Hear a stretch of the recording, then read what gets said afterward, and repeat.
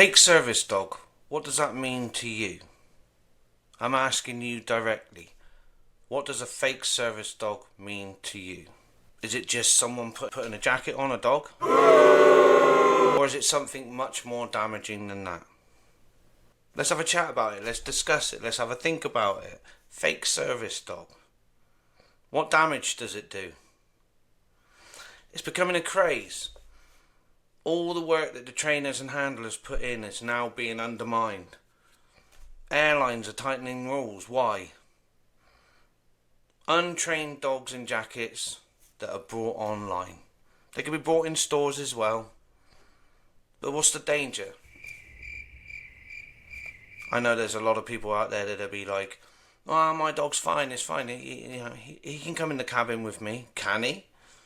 Has he been trained? Has your dog been in that situation before? Has it had training to be in that situation? I understand how much that dog means to you, and I understand how much impact it has on you and how it helps you in anxiety.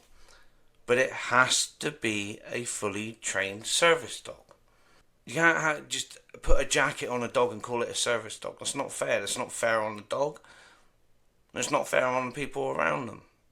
And it's especially not fair on the people that have gone through the process of having a service dog trained.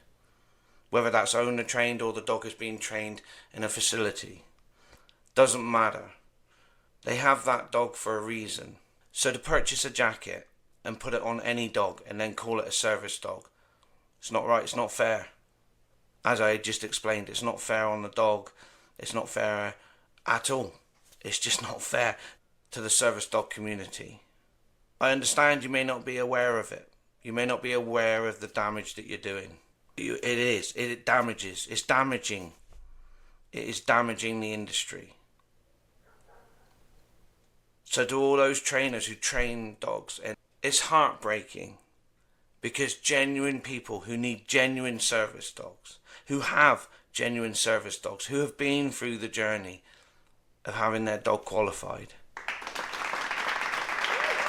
are having to prove even harder.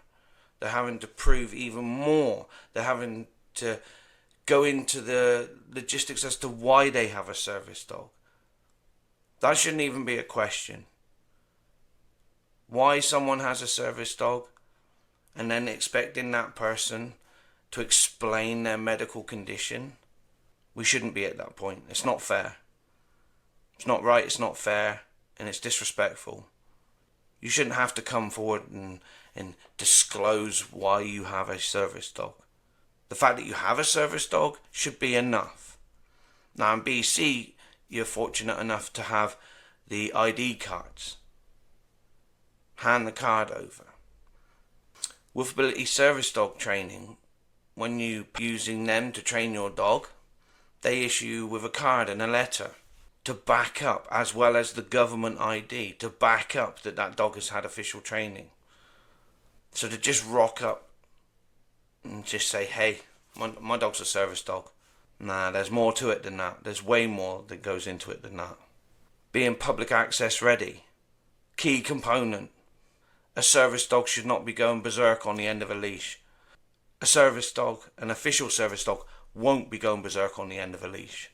An official service dog that's had training will not be barking at people, will not be barking at dogs. An official service dog that has been trained, has been officially trained, has had the work put in, is basically a ghost for their handler. When they're out and about, they are a ghost. That's when you know you have a fully trained service dog. That's how you identify service dogs. The attention should not be on the dog. And the attention shouldn't even be on the person with the dog. So think about these things. If you're buying a jacket and putting it on the dog just so the dog can come with you, think about the impact that's having. It might not seem like an impact, but it is an impact. Service dogs that have been trained properly take over a year of training. Over a year. Not 2 weeks online. Not 4 weeks online. Over a year's training. Usually around 18 months.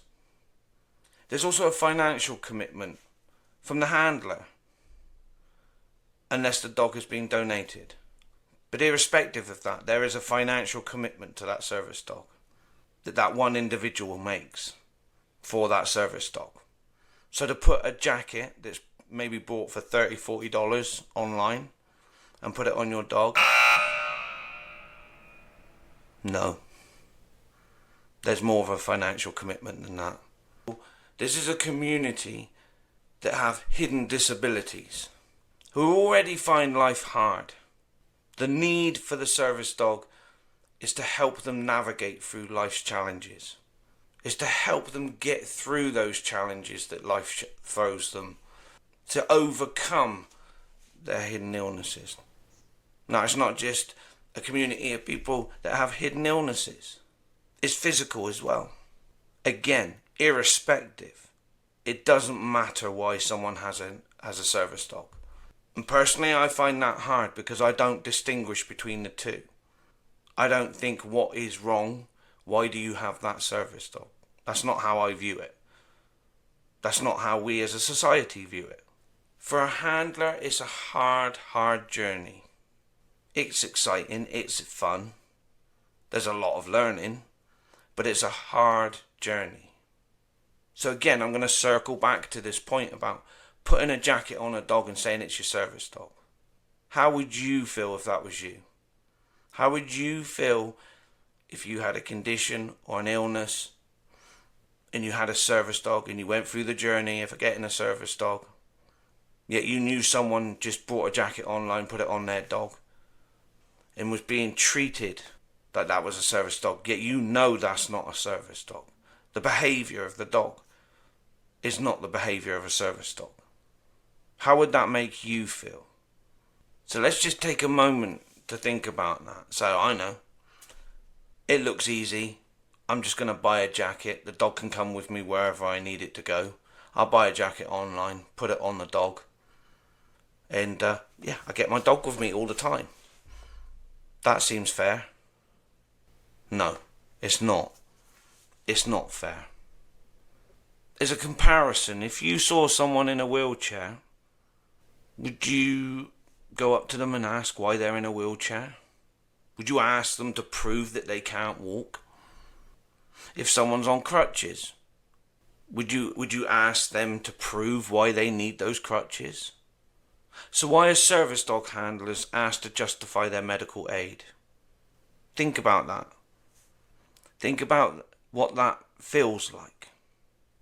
Think about what it feels like to be asked that. By continually, fraudulently putting jackets on dogs and calling them service dogs, you are creating an unfair environment on those that need those medical aids. You are pushing an environment where everyone believes that they have to ask that. And that's not right, that's not fair. Now, if you have a dog and you're going away on holiday and you don't want the dog to be down in the holdall, maybe book in advance, maybe work with a boarding facility, get your dog used to being away from you. That's a separate issue. Saying, oh, my dog doesn't like to be away from me, so it needs to fly in the cabin with me. Big no. That's a different training issue. Work with your vet. If your dog gets that stressed, speak to vets, speak to trainers. But do it in advance. It's not going to fix in 2 weeks. You can. It's impossible. If you've had your dog for 3 years, to expect that sort of behaviour to be fixed in 2 weeks, no, that's not going to happen. It's not going to happen. But I want you to think about this. If you put a jacket on a dog and you tell an airline that you have a service dog, although it's becoming a lot harder now, unfortunately, it shouldn't be as hard as what it is. But if you get through all of that and you get your dog, untrained dog, on a plane, think about that journey you're making with an untrained dog. 38,000 feet in the air. No way in, no way out. For 4 or 5 hours. Think about the people around you. More importantly, think about the dog. If it's never been in that situation, 4 to 5 hours in unfamiliar situations, unfamiliar sounds, unfamiliar smells, but your dog will be okay because it's with you. Will it? Will it be okay? Or is it going to be there stress panting? Is it going to be whining? Whining for 4 to 5 hours on a plane. Let's say, 300 people on the plane? Listening for 4 to 5 hours to your dog's stress. But that's okay because the dog gets to go on holiday with you. Nope. Wrong. So while we're on the subject of airlines, think how hard that is for them. They know by law that if someone has a service dog, they can't refuse. So how do airlines prove? How do you prove? How do you prove to the other passengers that that's a legit service dog? Currently, most of the airlines, when you book your flight and you declare that you have a service dog, there's a set criteria that you have to meet. And even then, it still gets questioned. Even then, with all the right paperwork filled out, it still can get questioned. And does. It's not fair. It's damaging. Think about the supermarkets, people in there shopping. You take your dog shopping with you because you want your dog to help choose its food. Okay. Because that's what service dogs do. They go with their handler to the supermarket to help them choose the weekly groceries. That's what they do. The dog makes the choice. It's important that you think about these things. I'm not trying to pick a fight. I'm not trying to be argumentative. What I'm trying to do is make you think before you do. Think about the people that action alone does. Think about the people that action alone impacts. And when you think about that, think about this. You are putting a dog in unfamiliar territory, unfamiliar situations. It has never been trained in that. It has never been shown the tools to use to get through those situations. But you are plunging that dog into that situation. So you are knowingly putting a dog in a situation, a stressful situation. You are knowingly putting your dog in that situation. Is that not abuse? That turns the tide a little bit when you suddenly think, I'm not abusing my dog. Think about it. So what could we do as a solution? What solutions are there? Well, here's one solution. How about vests can only be bought from certified trainers? You can only purchase a vest from a certified trainer who can certify and say that your dog has received training to be a service dog. They will sign off on that.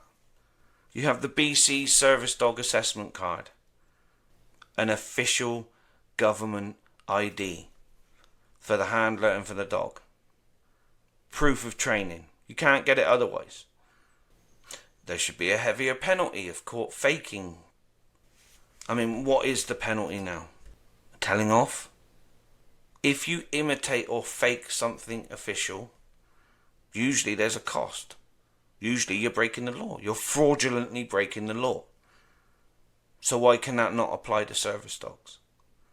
If you are found to be fraudulently claiming that you have a service dog, if you are found guilty of that, should you not be receiving a heavier penalty? It's fraud. It's fraud against a community of people. It's fraud against all the trainers. That's right, it's fraud. So now we have abuse and now we have fraud. It is not looking good. Another solution would be more education around service dogs and therapy dogs and emotional support dogs. The difference between the three.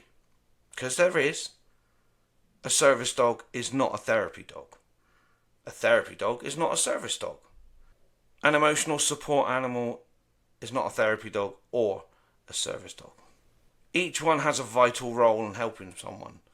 I'm not saying they don't, but their roles are very different.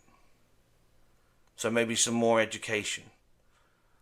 And that's where Pawsabilities Service Dog Society is. In our podcast, Paws on Point, one of many points behind the episodes that we do is that there's education, real people, real life stories, real organisations, what they represent, why they represent, as well as Pawsability Service Dog Society, what we represent. We educate and we advocate for a community that sadly needs that. It needs the advocating. It needs the education put out there. I'm not trying to single communities out at all, not by any means. So if you're going to put a jacket on a dog and call it a service dog, think about the things I've mentioned. Think about the damage you're doing. Think about the disrespect you are doing. Think about the abuse. Think about the fraud that you're committing. Now you could say, I need my dog. My dog helps me. My dog makes me feel better. Makes you feel better. Does it make you feel better in yourself? So that's an emotional support dog. Oh, but my dog brings so much joy to everyone around it. Especially those that are sick. Cool. For both of those, cool, that's fine. That's fantastic. So we've got a therapy dog and we've got an emotional support dog. Not a service dog. But if you really need a service dog, then go to your doctor. Have a conversation with them. And if they verify that that need is needed, that it will benefit you, it will enhance you, it will help navigate, then great. But to put a jacket on a dog just so it can be with you all the time, that's not a service dog. That's not what service dogs do. No. Yes, they are with their handler a lot of the time. They're trained to be with their handler. They're trained to help them. They do specific tasks. That can be med retrieval. That can be medical alert. That could be creating a space around the handler so they don't feel so closed in, triggering their anxiety. That's a service dog. Like I mentioned earlier, what is not a service dog is a dog at the end of the leash, barking, toileting, pulling their owner. Taxi! That's not a service dog. That's a fake service dog. So how can we reduce this? I've already given some solutions. If you can think of some more solutions and you'd love me to bring them forward on the podcast, please email in. Leave comments. I'm happy to hear those comments. That's the whole point behind Paws on Point. It's the whole point behind Paws Unleashed. It's about giving you the platform to speak up. If you don't want to do it publicly, do it through us. We'll get it out there. But to those of you that are buying jackets and putting it on the dogs, it has to stop. It's not fair. It's not fair. Until next time, thank you. Bye-bye.